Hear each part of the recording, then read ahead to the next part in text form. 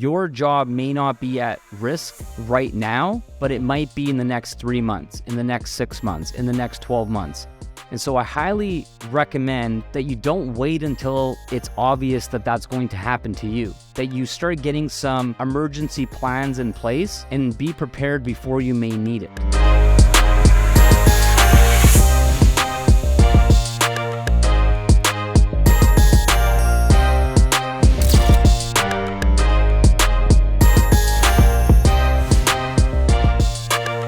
Hey, welcome back to another episode of the Diamond Life Mentor. My name is Balazs Kardos. On today's episode, I wanted to talk about something that is a little bit more current events. One of my goals for the podcast was to not feel like I was stuck in a box, like I had to do the show a certain way, or I couldn't talk about this, or I couldn't talk about that, or I had to always have guests on, or I always did solo episodes, or whatever other parameters sometimes shows fall into. And for me to really be in my flow, to feel 100% like me, I wanted to have the flexibility to talk to you about all different sorts of topics while still providing value and relating it back to where you are in your life. So this is going to be one of those episodes that I highly recommend you share with your audience. And if this is your first episode that you're listening to because a friend or someone on your social media highly recommended you listen to it, this is the type of episode that can completely change the entire trajectory of your life, especially right now with the uncertainty in the economy, what's been happening the last few years since COVID-19 and rising inflation, rates going up. A bank literally just got shut down a couple of days ago in Silicon Valley. There's a lot of fear, uncertainty, and tomorrow, Monday, is going to be March 13th, it might actually be the beginning of a major economic crash, because there is rumors that there's going to be a bank run and there's this contagion that's happening. And I'm not going to get into those political things and economic things too much on this particular episode, but I want to focus on something else that can actually change your life regarding how you navigate what's coming and look at your situation perhaps in a new light, okay? So this episode is going to be focusing on the 10 keys to thriving through economic turbulence. And when I look at my life, I want to tell you a quick story. It was 2008 when we had the great financial crisis, right? And that's the last time that shit kind of hit the fan in a really big way. Of course, COVID-19 and stuff also, but they sort of kept printing money, and the real economic impact of COVID-19 was sort of covered up with some Band-Aids, and we didn't really fully feel it the way we should have, but now that's starting to happen. Back in 2008, I actually had a job at a financial services company, investor relations company in Vancouver, and I got this job in a really interesting way that I'll share with you regarding the story of how it happened. I was working as a bartender, and one of my friends was a DJ, and he came in occasionally to where I worked. And he ended up inviting me to this Christmas party in 2007, Christmas time. And he told me that I could bring one friend or as many girls as I wanted. And I was like, all right, well, I was single at the time, and I wanted to go to this party. And I'm like, I'm going to bring a wingman with me, right? Like, it's a penthouse party. I've never been to anything cool like that in my life at that point. And so I was really excited. Called up one of my buddies, Aaron, and we went to this penthouse party. And we were fully prepared to go there to, like, pick up chicks. That was kind of our intention at first. I'm like, it's going to be great. There's probably going to be good-looking girls there, whatever. But as soon as we pulled up, it was this opulent building in downtown Vancouver. It was like luxury, like I've never seen before in person at that point in my life. And instantly my intuition kind of guided me and told me, Balazs, don't worry about chicks. Make connections, network, find out what these people do, because you're in their world for this temporary amount of time, basically just one night. So you can either pick up chicks and focus on that, or you can network, you can connect with people, you can find out what they do for a living and actually create opportunity for yourself in your life. And I told my friend kind of what my plan was, and he's like, cool, man, whatever, I'm going to pick up chicks. So I was like, all right, that's all good. And I walked up to this group of guys that were all sharp. They were all pretty young looking, like mid-30s in that timeline. And I was like 2008, I was 23 years old. I walked into this room and I asked all these guys what they were doing. And they all had different answers, but they were in real estate or they were investors. They worked in the stock market. They were brokers, all kinds of stuff like that. And I was like, whoa, this is crazy. And I looked around and there was like this really expensive penthouse in a place called Yaletown, Vancouver. And one of the guys there, he basically told me that he has an investor relations company where they sell marketing services to stock market companies to get more investors into the projects. And most of them were in mining, right? Like the mining sector. I had no idea anything about the stock market. I didn't understand mining. I didn't understand investor relations. I basically had no clue about any of this stuff. But what I said to him was, I'm willing to learn. I'm willing to work for free. I'm willing to be an apprentice and earn my way into his company to have a sales job of some kind. And what's crazy about how this all manifested and happened was that I sold myself to him. So he literally liked me. He liked my confidence. He liked my charisma. I was a talker. I was able to kind of get his attention. And then he told me to come to his office in downtown Vancouver on the Monday morning after this weekend party or whatever. And I was like so excited for the chance to basically have an interview, to have a conversation, not in a penthouse party where people were drinking and partying, whatever. And I ended up going there dressed up in this suit that wasn't even my size. I didn't have any sort of business clothes or any of that stuff, but I was so excited and just taking a shot. You know what I mean? Literally, I was just taking a shot in the dark and didn't let my fear stop me from going. So I ended up going to this office and I walked in and the guy had forgotten that we basically had the conversation at the party. Now, I don't know how. Maybe he had too much to drink. Maybe he was under the influence of something else, but he basically must have had like a rock star night and forgot that we had that conversation one-on-one on the patio. So you can imagine how I was feeling where this guy looked at me like, who are you?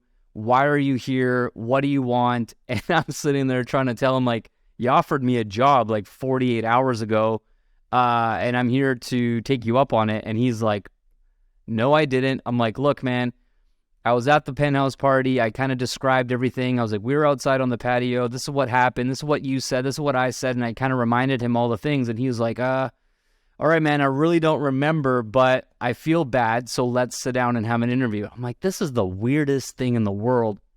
And so anyways, after the conversation, he basically was like, okay, look, I would never normally do this, but because of these really strange circumstances, I'm going to give you an opportunity to work here. But I'm just going to let you know, we're not going to pay you until you earn it, until you prove yourself. The job is from, I think it was 7 a.m. when the Toronto Stock Exchange opened until 2:30 p.m. And then I would still go back to my bartending job, and I started at like 4:30 or 5 o'clock. So I told my mom what my plan was, and she was supportive, but also kind of thought it was a little crazy because we lived about an hour each way. So I had a 2-hour commute, was going downtown to learn something I had no business. I literally knew nothing about it.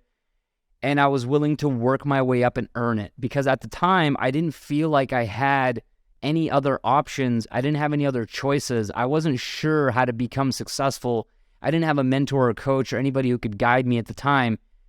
So I just went for it. And so what's really crazy about this is that I kept showing up. I started to learn from the other people that worked there, listened in on their calls, listened in on the packages that they were selling. They were kind of like marketing packages where they would have banners on websites and send out email blasts to potential investors. And there are these packages where you could do like a single email blast for X. You could do a package that would be on a website for like 30 days or on some of these investor platforms where people go to see what kind of opportunities there are and all this thing. And I was like, okay. So I learned the ropes. And after like 3 months, maybe 3.5 months, they hired me on with salary plus commission. And at the time, the salary was like $3,500 a month, which I thought was incredible pay. And then I also had the opportunity to make commission on any of the marketing packages that I sold. So here I was, this young guy who was a bartender, took a shot by going to a penthouse party that I was invited to by a DJ while working. Then as I arrived, I decided, screw the chicks. I'm literally going to try to create opportunity, network, and sell myself in a way of pursuing what I knew I was capable of, and basically just being so confident and so certain that I could learn that I would be given that opportunity. So it worked, right? And I was like, I can't believe this. This is like some kind of crazy movie or something. And I did quite well. And towards the summertime, I was already working there for 6-7 months. I had my first $10,000 month, including my commissions and everything else. We ended up going to Hungary with my family, and I, pitched in with that, and my mom took us and everything else. And it was our first time going back there in quite some time. And one of the things that happened, which was really crazy, is I told the people that I was working with, I wasn't going to check the markets, and I wanted to take a holiday, and I wanted them to keep an eye on things. And if anything out of the normal happened, to contact my clients, to keep them in the loop. But I was going to go offline while I was away on our family trip to Hungary. So if you remember what happened, August, beginning of September 2008, that's when shit hit the fan, okay? So when I got back to work, I wasn't going to turn on the market and plug back in until my first day back in the office.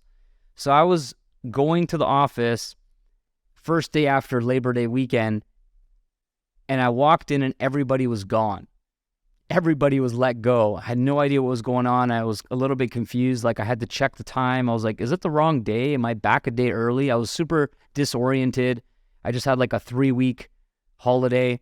I walked into the boss's office, and he had like the stock market news on his TV, and everything was red, right? Everything had crashed. It was red across the board. Everything was getting hammered. And he tells me, he goes, Balazs, everybody got let go. And the only reason that you're still here is because we fired everybody on Friday before the weekend. And had you been here, we probably would have fired you as well. But you were out of town. And so we kind of calmed down a little bit, and we're going to give you a choice. We're going to give you an option. And the option is that we're going to take away your salary, because we can't pay that right now. We can't afford that right now. But we're going to double your commission on anything that you sell. And this is your quota. And the quota, I believe, I don't really remember exactly, but I think it was $50,000 in quota. And I was so shook, I didn't know what to do, that I wanted to not give up and quit. So I was like, okay, let's give it a shot. And that month was probably the most stressful month, career-wise, work-wise, that I ever had.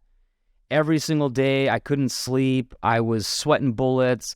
I was just so much panic. I was looking at the clock. I'm like, man, the clock is ticking. The days are going by, and I haven't sold anything. I kept trying. I kept following up. And what was crazy about that is that the investor relations market specifically, they all decided to not spend a penny because of the bad market and the crash. So everybody was sitting on all of their money, not willing to spend anything, not willing to take any action. And I'm calling them, trying to make them spend their money on their marketing budget for this investor relations package that I was selling. And it was so bad. Like, people would just like yell at me, cuss at me. Who do you think you are? Like, don't you know that nobody's spending money? How dare you insult me and call me and ask me for my money and all these things. But I was building relationships with other people for months. And finally, I got a hold of someone that I was following up with. And I was like, look, I'm going to give you a deal of a lifetime, where I'm going to literally give you double what we would normally sell for $25K. Because of the market, because of what's going on, I'm going to double everything for you, but you have to take this deal right now and write me a check for 25 grand. And not only that, but you don't have to use these marketing services right this moment. You can use them when you're ready. So if you want to wait a month or two until things cool off a little bit, before you have a plan, before you have a new strategy on how to leverage these particular marketing services that are in this package, totally all good, but you do have to pay right now. And the guy took me up on it. And I was like, oh my gosh, this is so good. It was like the middle of the month and I had 25K sold and I need another 25K. So in my head, I was like, all I need to do is find one more person who I could sell the same way, offer the same double deal, all the things. And I kept calling. And then like 3 days before the end of the month, I got one more 25K client, hit my quota. I was super stoked. And I thought I was going to get some praise and some recognition for rising out of the flames like a phoenix rising or something, but I didn't. I didn't get a single word of praise. There was just so much stress, uncertainty, vulnerability with everybody that they just kind of went, all right, well, listen, you got to double it again this month or you're done. And in that moment, I was so pissed off that I wasn't acknowledged even for a second, just to say like, great job, man. Like you brought in the only $50,000 for our company this month. It was to pay the overhead of the office space, all the things. I kept the company basically afloat for that month, right? Nobody else sold a single thing. And there was no praise, no recognition, nothing. So I got so furious. I was like, you know what? Fuck this. I'm out. And I quit on the spot. And the reason I'm telling you this story is because I have had an experience under these similar circumstances to what seems to be happening soon or possibly even tomorrow, March 13th, with the bank run and the markets and a black swan event and certain things like that. And so the lessons that I wanted to give you out of this is how do you adjust? How do you pivot? How do you start focusing on what you can control so you're not susceptible to the market? You create your own economy. If you're right now in a vulnerable place because you have a job, working for a company, you're an employee or salary-based or whatever the case is, if that particular company hasn't been managing their books effectively, they don't have a lot of cash in the bank, they're not prepared for the downturn to weather the storm, etc., which is most companies, they're over-leveraged or they don't have a big enough profit margin.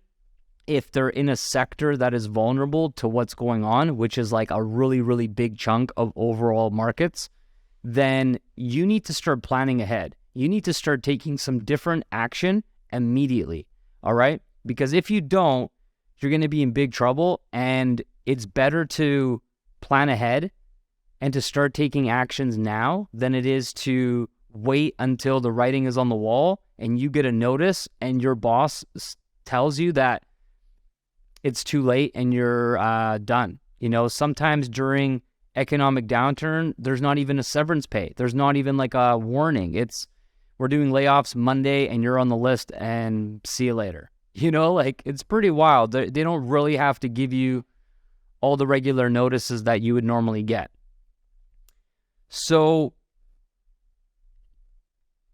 the reality check of the situation is that interesting times are ahead and it will last a few years. It will be gradual. There are going to be some really intense days, really intense weeks, and it's going to taper off, but it's going to be a negative downward spiral overall, cascading dominoes in lots of different sectors for the next few years. And so your job may not be at risk right now, but it might be in the next 3 months, in the next 6 months, in the next 12 months. And so I highly recommend that you don't wait until it's obvious that that's going to happen to you, that you start getting some emergency plans in place and be prepared before you may need it. So with that being said, I want to give you 10 keys to thriving through an economic turbulence that I have found super useful, especially in the last decade of my own journey. But I applied these specific things also since the COVID-19 pandemic, where so many things changed and most people weren't prepared, and most people were literally just following orders and being obedient to what the government said. They weren't thinking for themselves. And we had a really eye-opening period of time there, I think, where people were just like, wow, what's even going on right now? Constantly reacting, etc. So the first thing that I recommend that you do is focus on the controllables in your daily method of operation. Now, what that means is every single day we can wake up and we can choose to focus on the things we can control and include them in our daily habits. If you can stay disciplined to your daily habits that are all productive and helping you in one way or another, primarily through your mind, your body, your spirit, staying sharp, and sticking together with other like-minded people in a community who are also solution-oriented. They're on the offense, they're on the attack, they're looking for how they can get better, they're looking for how they could take care of their people. That's going to be your safety net, because otherwise you're going to fall into the doom and gloom, the fear, the uncertainty, the doubt, analysis paralysis. You're going to be searching on news channels or scrolling on your phone, on social media, and getting caught up in a lot of the hype. And I feel like my experience is that the truth lays somewhere in the middle between what the mainstream news tells you and what the sort of extreme conspiracy theories are saying. Usually the truth is somewhere in the middle, and it's really good to be able to take that in with a grain of salt without it consuming you ultimately. Now, another big lesson that I learned is that the timelines of what people say is going to happen are usually much slower than people think. It's actually a gradual thing. So yes, there could be like a black swan event where shit hits the fan in a short window of time, but usually the big grand scheme of things, of the shifting of the economy, it kind of drips slowly but surely. And so when people are talking about preparing for emergencies with maybe potentially having some extra food at home just in case you can't get to the grocery store in the event of like a natural emergency or an economic emergency or a power outage or a crazy weather storm or something like this, we don't know. And often we just expect things to never break. We expect things to never go wrong. And so often people don't prepare because they're like, I don't really need to. It's a lot of extra work now and it'll be fine. And they're very optimistic that things will always be good. But if they aren't good, whose fault is that, right? This is where extreme ownership and self-responsibility, I think, is critical, because if we can look at things in that way of worst case scenario, how can I be prepared? How do I have options? How do I have choices? How can I think clearly now? Because when shit hits the fan, it's much more difficult to think clearly, right? So being proactive is way better than being reactive in all categories of your life. If you can get ahead of it and prevent it and be proactive with it, the chances of you having a really intense experience that you're not ready for goes down dramatically. There's still going to be surprises in your life, but a lot of things are easier to prepare for than you think. Like if you weren't able to leave your home for, let's say, a month, hypothetically speaking, well, what would you need? What could you prepare at your home if you weren't able to leave for 30 days? This is a great, powerful question to ask yourself, because your mind is going to think of all the things you need, and then you can make a list, prioritize it, and get those things in place, for example. Now, here's another really powerful point about what's happening in the economy and what's coming soon, is that people make decisions 80% of the time to avoid pain versus 20% of the time to gain pleasure. And this is especially true in uncertain times. So what that really means, to wrap your head around it, is when people are in fear and they're not sure what's going to happen next, they're not thinking about the extras in life as much. They're tightening the belt, right? They're squeezing down on their priorities, on their expenses, and what they're going to spend on. And they focus more around purchasing painkillers than vitamins. And there's a distinction with that. Vitamins are considered to be nice. They're extras, right? They're supplements on top of your foundation, on top of the basics. That's how most people look at vitamins. It's like, yeah, they're nice to have, but if I need to cut something out, I'm going to cut the vitamins out. Whereas a painkiller, if you are in pain, which is going to be the general consensus of the market, is most people are going to be experiencing pain in a more intense way, right? Experiencing pain of the prices going up from inflation, experiencing pain of losing their job, experiencing pain, emotional turmoil, and arguing and fighting with their spouse because of challenges to do with money and lack of time, or having to work overtime, or maybe the parents of children have to work extra, which is then causing them stress with the childcare and not being around as much with the kids, or not being able to afford daycare. There's this cascading level of pain that more and more and more people are going to be experiencing. And so if you can come in and serve them with a painkiller, as opposed to trying to talk about, hey, why don't you guys go away on a family vacation? And they're looking at you going, dude, we're just trying to survive. We're not even thinking about going on a family vacation right now. It's almost like you're tone deaf to the reality that a lot of people are going to be experiencing. But a painkiller is highly relevant, and it's what they need now. So they're going to go, okay, tell me more. How can whatever you're serving me with or offering me actually solve my pain? And that is where the home-based business space thrives during economic turbulence and downturns, because we are providing people a multifaceted solution when you have a direct sales online opportunity that can solve multiple points of pain. So you have the pain of lack of time because you're working so hard. You have the pain of not being able to afford things with the rising costs. You have the pain of being susceptible to government lockdowns and rules that are outside of your control. You have the pain of a bank closing that might actually be connected to the company that you work for, so now they can't pay you like they're supposed to. There's all these things that are outside of your control that are all painful when they actually do end up happening. So in what we do with the Diamond Life business model is we're basically providing painkillers across the board, and we're solution artists. We're literally professional problem solvers, where we can go, do you have this problem, this problem, this problem, this problem, from a consultative approach, and go, we can help you with that. And it's kind of like a one-size-fits-all painkiller solution that we're able to offer the marketplace, which is so huge that it becomes, 10 times or 100 times more valuable during bad times in the economy than during the good times, where people are like, yeah, I don't really need that. My job is great. My job is secure. I'm comfortable. Everything's fine. Why would I have to learn something new? And blah, blah, blah.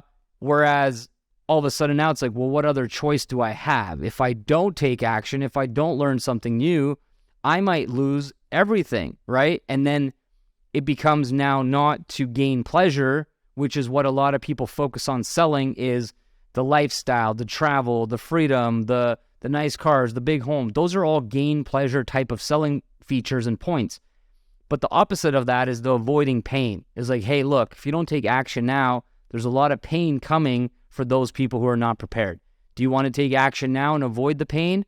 And a lot of people will go, okay, I do want that. Show me how. I'm ready to learn. So that's really important. The next piece here is getting resourceful. The most common limiting belief and mindset, the most common difference in mindset between those people who are thriving during a recession or bad economic times and those who are barely surviving is how they frame different situations that are happening to them or happening for them.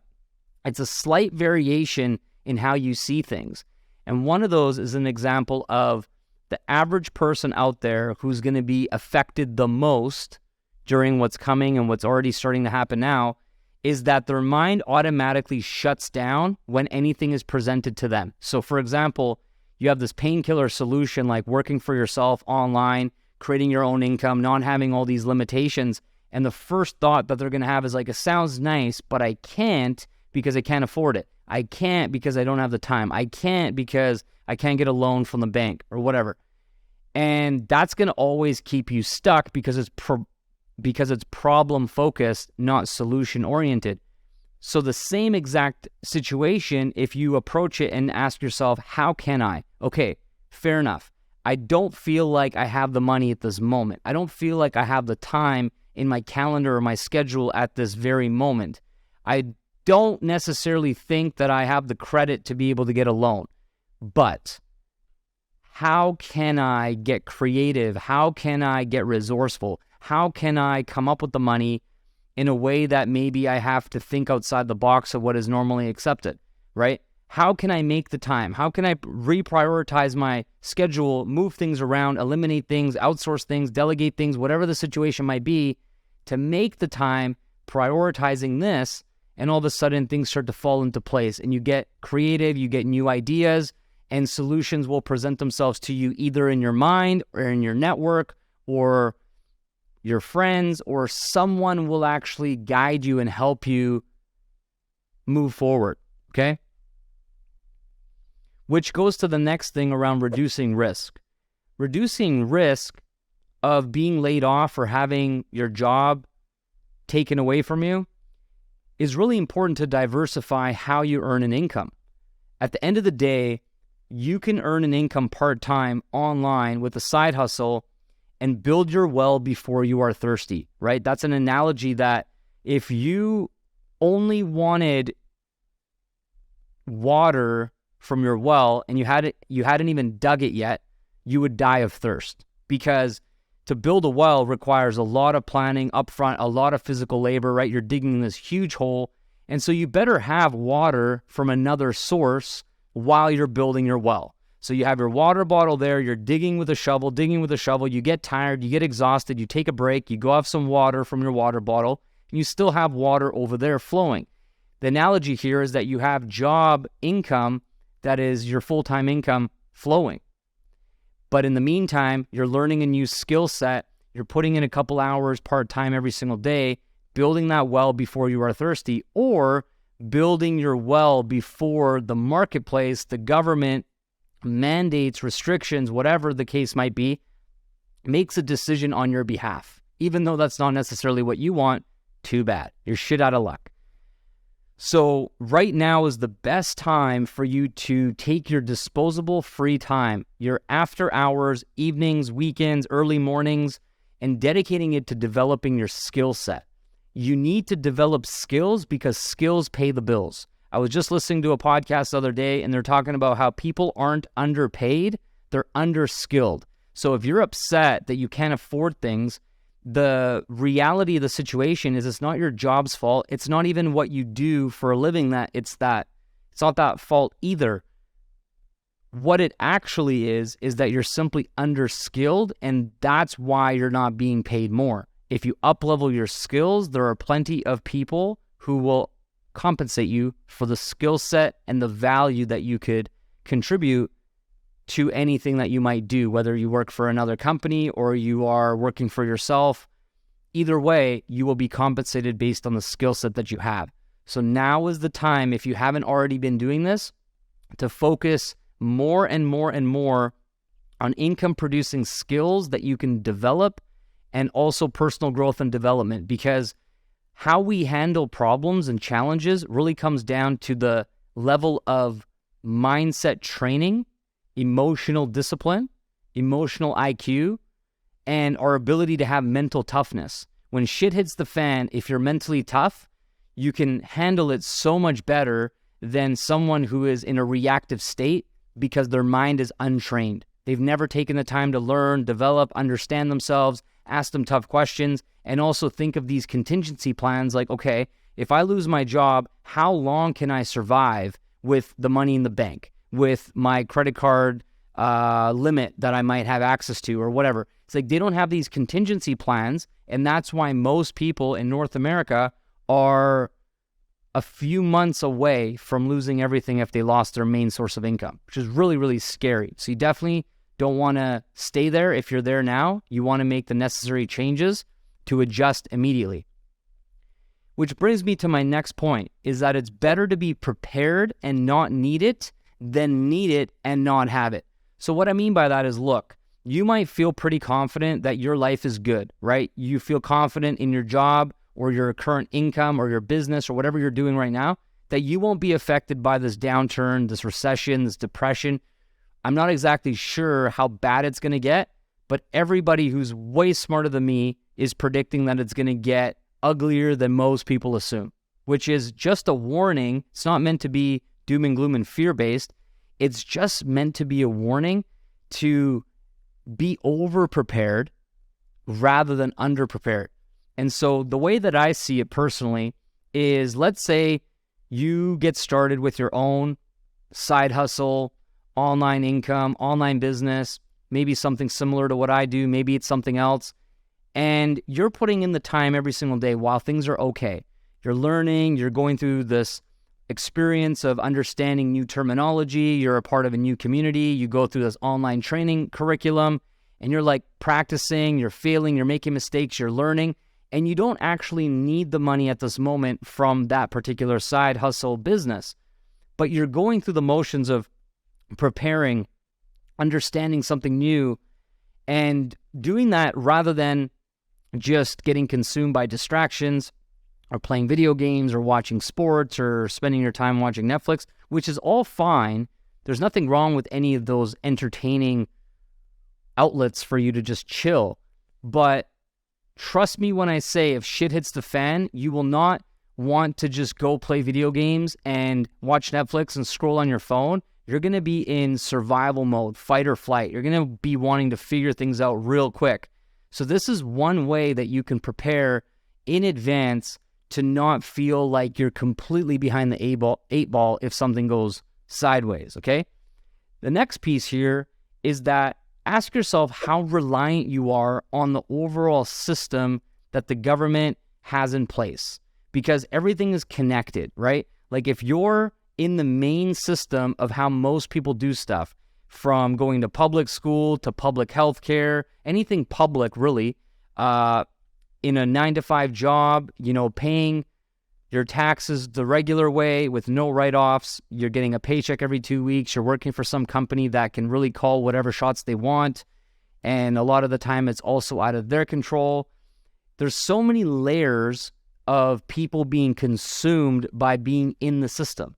And so you have to ask yourself, how can you get outside of the main system as much as you can, and think back to how your life was impacted during the COVID-19, where people had to do things against their will. They were coerced, they were manipulated, they were, a lot of things happened that weren't okay, but people felt like they didn't truly have a choice, even though they made it sound like everyone has their own choice. Everybody was kind of cornered with their back against the wall. And that is an example of how much people rely on the system. And people like myself and people in my organization, we were fortunate to see things ahead of time, not in that exact way with COVID-19, but just in a way of like, we don't want to be told what to do. We don't want to be told what to do with our income, with our time, with our health, with what we inject in our bodies or not inject in our bodies. It's on our own terms. And if we decide that it's good for us and for our families, we'll do it. But if not, you can't make us. And that's the power of being in control of your own income, having a global opportunity, having an online opportunity, because those types of restrictions cannot be enforced in that way. It's more of a couple degrees separation from the main system. Even though we are participating in the system, we are still have a lot more flexibility, a lot more freedom, and a lot more choices that we can make in our own self-best interest, not being coerced into doing something we don't want to do. And the times are shifting into that right now as well, where the less freedom you have built for yourself, the less income you have put away, the less control you have over how you work, when you work, etc., the more likely you're going to be finding yourself in situations where you're going to feel helpless, you're going to feel hopeless, you're going to feel like you can't do what you really want to do. And this is the time right now, if you haven't already been learning and taking proactive action, to start doing that immediately, all right? And the final thing that I wanted to say around the 10 keys is that you need to take massive action. Attack and go on the offense. This is a time where most people and companies in the economy are going into fear mode. This is your chance to really make power moves and go big. So when you're in a state of fear, you have the fight or flight or freeze mechanisms kick in, right? In your reptilian brain. So most people are going to be stuck trying to protect what little they have, their going to be consumed by doom and gloom and fear and all these things. But the opportunity right now to attack, to go on the offense, to serve people, to be the light in the darkness, to let people know things are going to be okay, especially if they focus on the controllables and they rise to the occasion, they become the best versions of themselves, things are going to be okay. But you have to be ready to fight. You have to be ready to attack. You have to be ready to rise to the occasion and really prove to yourself and prove to your family, prove to your loved ones what you're made of, and leave it all out there. This is like the playoffs and everybody has to play, right? It's kind of like that show on Netflix a while back that was so popular. It wasn't Hunger Games. It was that other one where people were wearing the mask and they had the numbers. I can't remember the name now, but I'm sure you know which one I'm talking about.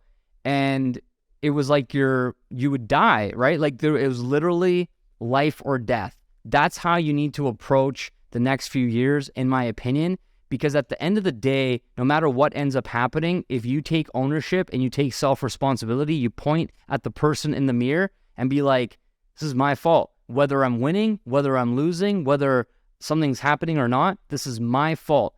And when you take that level of ownership, you will be so much more confident in who you are because you will feel like your actions truly can change the direction of your life and your outcomes, right? So to finalize this episode, I want you to visualize your life and your future playing out in two different scenarios over the next few years, compounding into 5, 10, 15, 20 years from now. And the two scenarios are like this. You're either the victim or the victor, all right? The victim is going to let life happen to them over the next few years especially. It will be hard and there will be a lot of pain, suffering, and loss. But you will blame everyone else for why that happened to you.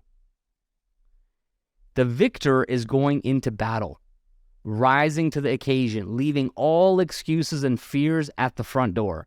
They will take massive action and prove to themselves and their families what they are truly made of.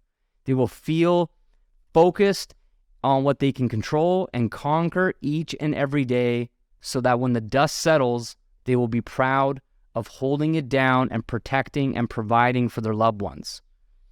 Which one will you choose?